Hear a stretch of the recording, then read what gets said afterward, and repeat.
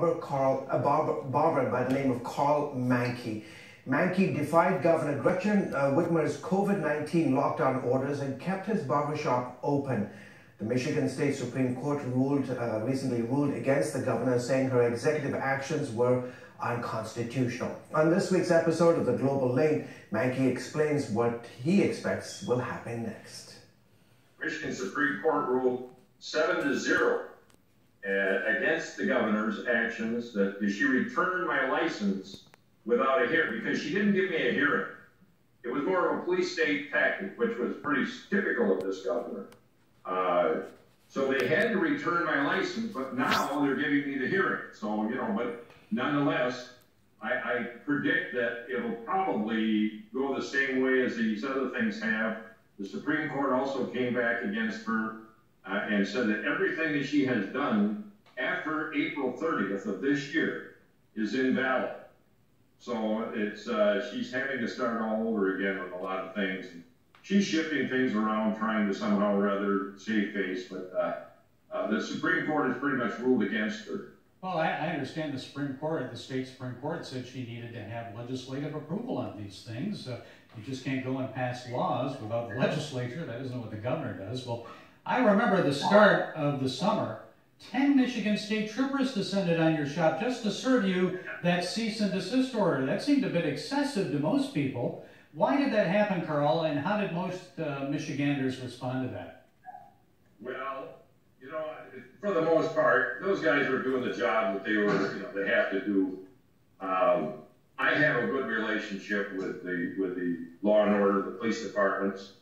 I understood it, that they had to do that. They had to bring those in. I offered them all a haircut. I said that they looked like they needed one, and they came in, but there was no resistance here. I had families throughout this barbershop. Good heavens, I remember that day because I had quadruplets in here, and they were jumping around and just having fun with being kids. And all of a sudden these stormtroopers come in, with all serious. Well, I kind of softened it up a little bit by I had no hostility against them. They were just doing their job. How did the local media depict you there? Were they depicting you as someone standing up for your constitutional rights, or as a crazed, reckless barber? Well, I think that's a good point here. I've been thinking this over. They really didn't support, but that was okay. I would much rather err on the side of being a little crazy, pushing the edge maybe a little hard, than ever err on the side of where people would consider that I was walking the same path as cowards. I can't do that. So I would much rather take the road that I've taken, regardless of our local newspaper here is pretty left. Has anyone in your shop gotten COVID-19, Carl? No, none that I've ever heard. They contact trace, from my understanding, is that they contact trace 3,000 people that had gone through this shop. Those that they weren't all getting haircuts. A lot of them were just coming in to support me, and nobody got COVID. So this has been 6 months, and I'm still standing here. I haven't got COVID.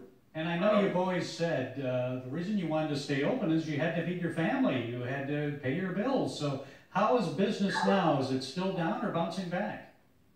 Well, it's off a little bit. It's off a little bit. There's still people that it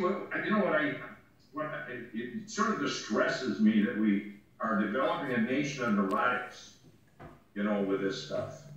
And there isn't a good balance, of information that's coming from both sides of this thing.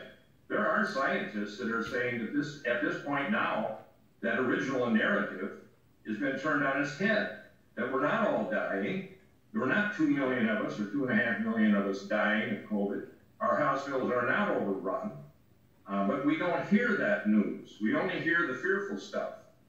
And I like that little anachronism, Next video, the world's most dangerous paper, how documentary helped save iconic stars and stripes newspaper. right now that the government is putting out. Okay, quickly, Carl, because we're running out of time. Finally, what do you say to governors of other states that are still shut down? Stand up. You know, open up. You know, quit acting like a neurotic. You know, look at the science behind this thing. Don't just look at your political career. Look at the truth behind this stuff. I challenge those guys. They're cowards. You know, they won't stand on the side of what's true and right. They stand on the side of what's politically correct for them at the particular time for their own advancement. Okay, the man who stood up for the Constitution in Owasso, Michigan, Carl Mankey. Thank you for sharing with us today. Thank you.